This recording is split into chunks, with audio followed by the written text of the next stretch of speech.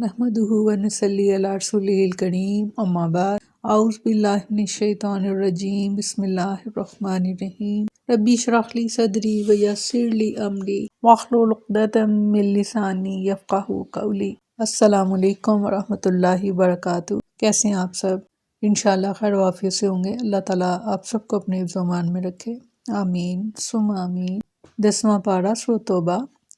آیت نمبر 79 لفظی ترجمہ۔ اللہ زینہ، وہ لوگ جو یلمزون تان کرتے ہیں، متوعین دل کھول کر خرچ کرنے والوں پر، من المؤمنین مومنوں میں سے، فی صدقات صدقات میں، والذین اور وہ ان لوگوں پر جو لا یجدون نہیں پاتے، الا مگر جہدہم اپنی مزدوری، فیسخرون پھر مذاق کرتے ہیں، منہم ان سے، سخر اللہ سے استہزاء کرے گا اللہ، منہم ان سے، وَلَهُمْ اور ان کے لیے عذاب علیم دردناک عذاب۔ استغفر لہم تم بخشش مانگو ان کے لیے، او یا لا نہ تستغفر لہم نہ بخشش مانگو ان کے لیے، ان اگر تستغفر بخشش مانگو گے لہم ان کے لیے، 70 مرتان بار، فلن پس تو ہرگز نہیں، یغفر اللہ بخشے گا ان کو اللہ، لہم ان کو، ذالک یہ، بینہم اس لیے کہ انہوں نے کفر کیا، باللہ اللہ سے، ورسولہ اور اس کے رسول سے، واللہ اللہ لا یہدی نہیں ہدایت دیتا، قوم الفاسقین نافرمان لوگوں کو۔ فرحہ خوش ہوئے، مخلفون پیچھے رہنے والے، بمقعدہم اپنے بیٹھ رہنے سے، خلاف رسول اللہ اللہ کے رسول کے، وقاری ہو اور انہوں نے ناپسند کیا، ان یہ کہ جاہدو کہ وہ جہاد کریں، بھی اموالہم اپنے مالوں سے، وانفسہم اور اپنی جانوں سے، فی سبیل اللہ اللہ کی راہ میں، وقالوا اور کہنے لگے، لا تنفروا کہ نہ نکلو، فی الحر گرمی میں، قل کہہ دیجئے، نارو آگ، جہنم جہنم کی، اشدو کہیں زیادہ ہے، حرن گرمی میں، لو کاش کانو وہ ہوتے، یفقہون سمجھ سکتے، فلیضحکوا بس اب چاہیے کہ ہنس لیں، قلیلاً تھوڑا، ولا یبکوا اور چاہیے کہ روئیں، کثیرا بہت سا، جزاء بدلہ، بما اس کا کانو جو وہ تھے، یکسبون اعمال کرتے۔ فرمایا کیا انہوں نے نہیں جانا کہ بے شک اللہ ان کا راز اور ان کی سرگوشی جانتا ہے، اور یہ کہ بلا شک و شبہ اللہ سب غیبوں کو بہت خوب جاننے والا ہے۔ بے شک وہ لوگ جو صدقات میں خوش دلی سے حصہ لینے والے مومنوں پر تان کرتے ہیں، اور ان پر بھی جو اپنی محنت کے سوا کچھ نہیں پاتے، سو وہ ان سے مذاق کرتے ہیں، اور اللہ ان سے استہزاء کیا ہے اللہ نے، اور ان کے لیے دردناک عذاب ہے۔ اس آیت میں منافقین کی ایک اور گھٹیا حرکت کو اللہ تعالیٰ نے بیان فرمایا کہ راہ جہاد میں مال خرچ کرنے والے اہل ایمان، خواہ امیر ہوں یا غریب، منافقین کی زبانیں تان اور اذیتناک باتوں سے کوئی بھی محفوظ نہیں۔ راہ جہاد میں مال پیش کرنے والوں کی حوصلہ شکنی منافقین کی منحوس عادت تھی۔ اگر کوئی زیادہ مال اللہ کی راہ میں خریدتا تو اسے شہرت کا، نعوذ باللہ کہ بھوکا اور ریاکار اور ناموری کا خواہاں قرار دیتے، اور اگر تنگ دست، غریب اور مفلوق الحال صاحب ایمان اپنی مزدوری لا کر صدقے کے مال میں جمع کروا دیتا تو منافقین ایک دوسرے کو آنکھیں مار کر کہتے، بھلا اس کی آدھا سا کھجوروں کو کہ اللہ کو کیا ضرورت تھی، یہ اپنی ان ایک آدھ سا کھجوروں کے ساتھ روم کو فتح کرنا چاہتا ہے۔ اللہ تعالیٰ نے ایسے منافقین کا یہ انجام بتایا کہ وہ اپنے مومن بندوں کے استہزاء کا انتقام ضرور لے گا، منافقین کو رسوا کرے گا، اور اپنے مومن بندوں کو وہ اچھا انجام بتایا کہ وہ اپنے دکھائے گا، اور آخرت میں ان منافقین کو دردناک عذاب ملے گا۔ سیدنا ابو مسعود انصاری رضی اللہ عنہ بیان کرتے ہیں کہ غزوہ تبوک کی تیاری کے حالات میں بیان کرتے ہوئے کہتے ہیں کہ جب ہمیں جہاد کے لیے مال پیش کرنے کا حکم دیا گیا تو ہم غربا کی کیفیت کچھ ایسی تھی کہ ہم بوجھ اٹھایا کرتے تھے اور اس کی اجرت صدقہ دیا کرتے تھے، اور ابو عقیل رضی اللہ عنہ بھی اپنی اسی مزدوری سے آدھا سا یعنی 2 کلو کے قریب کھجوریں لے کر آئے، اور ایک دوسرے صحابی سیدنا عبد الرحمن بن عوف رضی اللہ عنہ اپنی استطاعت کے مطابق ابو عقیل سے زیادہ مال لے کر آئے، تو منافقین تان کرتے ہوئے کہنے لگے، اس خیرات یعنی ابو عقیل کے صدقے کی بھلا اللہ تعالیٰ کو کیا ضرورت تھی، اور اس دوسرے یعنی عبد الرحمن نے تو ریاکاری کے لیے صدقہ دیا، استغفار۔ تو اللہ تعالیٰ نے یہ آیت نازل فرما دی۔ سیدنا ابو ہریرہ رضی اللہ عنہ بیان کرتے ہیں کہ رسول اللہ صلی اللہ علیہ وسلم نے فرمایا جس نے پاک کمائی سے ایک کھجور کے برابر بھی صدقہ کیا اور یاد رہے اللہ صرف پاک چیز ہی قبول فرماتا ہے تو اللہ تعالیٰ اس کو قبول فرما کر اپنے دائیں ہاتھ میں لے لیتا ہے، پھر اس کو خیرات کرنے والے کے لیے پالتا رہتا ہے، جس طرح تم میں سے کوئی شخص اپنے بچڑے کو پالتا ہے یہاں تک کہ وہ خیرات پہاڑ کے برابر ہو جاتی ہے۔ سبحان اللہ۔ سیدنا عمر رضی اللہ عنہ بیان کرتے ہیں کہ رسول اللہ صلی اللہ علیہ وسلم نے غزوہ تبوک کی ضروریات کو پورا کرنے کے لیے ہمیں صدقہ کرنے کا حکم فرمایا۔ اس موقع پر میری مالی حالت بہت بہتر تھی، سو میں نے سوچا کہ اگر میں زندگی میں کبھی ابو بکر رضی اللہ عنہ سے سبقت لے جانا چاہوں تو وہ آج کے دن سے بڑھ کر اور کوئی موقع نہیں ہو سکتا،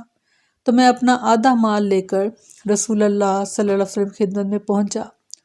رسول اللہ صلی اللہ علیہ وسلم نے مجھے مخاطب کرتے ہوئے دریافت فرمایا، عمر گھر والوں کے لیے کیا چھوڑا ہے؟ عمر رضی اللہ عنہ کہتے ہیں میں نے عرض کی آدھا مال گھر والوں کے لیے چھوڑ آیا ہوں اور آدھا مال یہ جہاد کے لیے حاضر ہے۔ ابو بکر رضی اللہ عنہ اپنے گھر کا سارا مال لے کر آ گئے۔ رسول اللہ صلی اللہ علیہ وسلم نے سیدنا ابو بکر رضی اللہ عنہ سے فرمایا، اے ابو بکر گھر والوں کے لیے کیا چھوڑا ہے؟ ابو بکر صدیق رضی اللہ عنہ نے عرض کی گھر والوں کے لیے اللہ تعالیٰ اور اس کے رسول صلی اللہ علیہ وسلم کو چھوڑ آیا ہوں۔ سبحان اللہ۔ تو میں نے کہا کہ اللہ کی قسم میں ابو بکر رضی اللہ عنہ سے کبھی کسی بھی معاملے میں آگے نہیں بڑھ سکتا۔ فرمایا ان کے لیے بخشش مانگ یا ان کے لیے بخشش نہ مانگ، اگر تو ان کے لیے 70 بار بخشش کی دعا کرے گا تو بھی اللہ انہیں ہرگز نہ بخشے گا، یہ اس لیے کہ بے شک انہوں نے اللہ اور اس کے رسول کے ساتھ کفر کیا اور اللہ نافرمان لوگوں کو ہدایت نہیں دیتا۔ رسول اللہ صلی اللہ علیہ وسلم اپنے نرم رویے کی وجہ سے ہر ایک کے لیے دعائیں کرتے تھے کہ یا اللہ فلاں کو ہدایت دے، فلاں کی اصلاح فرما دے۔ اگر کوئی آ جاتا پھر بھی اور اگر کوئی نہ آتا تو بھی ان منافقین کے لیے مغفرت اور بخشش کی دعائیں اور التجائیں کرتے۔ اس آیت میں اللہ تعالیٰ نے رسول اللہ صلی اللہ علیہ وسلم کو مخاطب کر کے فرمایا کہ آپ ان منافقین کے لیے دعا کریں یا نہ کریں، اگر 70 بار بھی دعا کریں تو اللہ تعالیٰ ان بدکاروں کو ہرگز معاف نہیں کرے گا۔ اور 70 کی عدد سے مقصود مبالغہ ہے، یہ نہیں کہ اگر نبی کریم صلی اللہ علیہ وسلم 70 سے زائد مرتبہ مغفرت طلب کریں گے تو اللہ منافقوں کو معاف فرما دے گا۔ سیدنا عبداللہ بن عمر رضی اللہ عنہ فرماتے ہیں کہ جب عبداللہ بن نبی مر گیا تو اس کے بیٹے عبداللہ رضی اللہ عنہ جو ہیں رسول اللہ صلی اللہ علیہ وسلم کے پاس آ کر گزارش کرنے لگے، اے اللہ کے رسول اپنی قمیض عنایت فرما دیجئے تاکہ میں اپنے باپ کو اس میں کفن دوں اور آپ میرے باپ کا جنازہ بھی پڑھائیں اور ان کے لیے دعائے مغفرت فرما دیں۔ چنانچہ نبی کریم صلی اللہ علیہ وسلم نے اس کو اپنا کرتا عنایت فرمایا اور فرمایا مجھے خبر کر دینا تو میں جنازہ پڑھا دوں گا۔ پھر جب انہوں نے آپ کو خبر دی اور آپ نے اس کی نماز جنازہ پڑھنے کا ارادہ کیا تو سیدنا عمر رضی اللہ عنہ نے آپ کو کھینچا اور کہا کیا اللہ تعالیٰ نے آپ کو منافقین پر نماز پڑھنے سے منع نہیں کیا؟ آپ نے مجھے دونوں ہاتھوں کا اختیار دیا۔ آپ نے فرمایا مجھے دونوں باتوں کا اختیار دیا گیا ہے اور اللہ نے فرمایا ہے کہ ان کے لیے بخشش مانگیں یا نہ مانگیں، اور اگر آپ ان کے لیے 70 بار بخشش کی دعا کریں گے تو بھی اللہ انہیں ہرگز نہ بخشے گا۔ الغرض آپ نے اس پر نماز پڑھی تو یہ آیت اتری اور ان میں سے جو کوئی مر جائے اس کا کبھی جنازہ نہ پڑھنا۔ سیدنا عمر فاروق رضی اللہ عنہ بیان کرتے ہیں کہ جب رئیس المنافقین عبداللہ بن نبی مر گیا تو رسول اللہ صلی اللہ علیہ وسلم کو نماز جنازہ پڑھانے کے لیے بلایا گیا۔ جب آپ جنازے کے ارادے سے کھڑے ہوئے تو میں نے تیزی سے آپ کے پاس پہنچ کر عرض کی، اے اللہ کے رسول کیا آپ ابھی کے بیٹے کا جنازہ پڑھاتے ہیں؟ جبکہ اس نے تو فلاں دن یہ کہا اور فلاں موقع پر سازش کی، اور میں اس کے کفر کی باتیں گننے لگا۔ رسول اللہ صلی اللہ علیہ وسلم نے فرمایا اللہ تعالیٰ کی طرف سے مجھے اختیار دیا گیا ہے، اور اگر مجھے پتہ چل جائے کہ 70 مرتبہ سے زیادہ دعا کروں تو اللہ تعالیٰ اس کو بخش دے گا تو میں 70 مرتبہ سے زیادہ دعا کر دوں۔ رسول اللہ صلی اللہ علیہ وسلم نے اس پر نماز پڑھی۔ ابھی آپ کو فارغ ہو کر واپس ہوئے زیادہ دیر نہیں ہوئی تھی کہ سورۃ توبہ کی 2 آیات نازل ہو گئیں۔ فرمایا اور ان میں سے جو کوئی مر جائے اس کا کبھی جنازہ نہ پڑھنا اور نہ اس کی قبر پر کھڑے ہونا، بے شک انہوں نے اللہ اور اس کے رسول کے ساتھ کفر کیا اور اس حال میں مرے کہ وہ نافرمان ہی تھے۔ فرمایا وہ لوگ جو پیچھے چھوڑ دیے گئے وہ اللہ کے رسول کے پیچھے اپنے بیٹھ رہنے پر خوش ہو گئے، اور انہوں نے ناپسند کیا کہ اپنے مالوں اور اپنی جانوں کے ساتھ اللہ کے راستے میں جہاد کریں، اور انہوں نے کہا کہ گرمی میں مت نکلو، کہہ دیجئے جہنم کی آگ کہیں زیادہ گرم ہے، کاش کہ وہ سمجھتے ہوتے۔ بس وہ بہت کم ہنسے اور بہت زیادہ روئیں اس کے بدلے جو وہ کمائی کرتے رہے ہیں۔ اس آیت سے منافقین کی جہاد مخالف چالوں کی مذمت کی جا رہی ہے، اور ساتھ ہی انہیں جہنم کی شدید گرمی اور عذاب سے ڈرایا جا رہا ہے، کیونکہ یہ منافق رسول اللہ صلی اللہ علیہ وسلم کا ساتھ چھوڑ کر گڑھوں میں بیٹھنے پر بہت خوش تھے۔ دوسرے مخلص اہل ایمان جو رسول اللہ صلی اللہ علیہ وسلم کے ساتھ شریک جہاد ہوئے نے ان کی حوصلہ شکنی کرتے اور انہیں گرمی کی شدت سے ڈرا کر پیچھے رہنے کی ترغیب دیتے۔ اللہ تعالیٰ فرماتا ہے کہ اگر ان کو یہ علم ہوتا کہ جہنم کی آگ کی گرمی کے مقابلے میں دنیا کی گرمی کوئی حیثیت نہیں رکھتی